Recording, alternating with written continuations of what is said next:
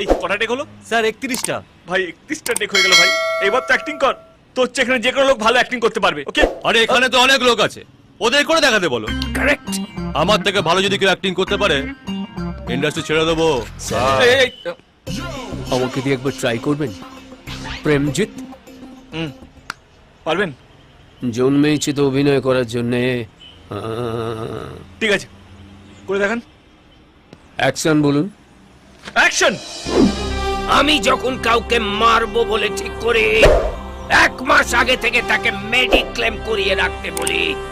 নইলে পুরোটাই কাচার কাটায়। পেয়ে গেছি, আমার হিরো পেয়ে গেছি। Excellent, super. এতদিন কোথায় ছিলে কাকা?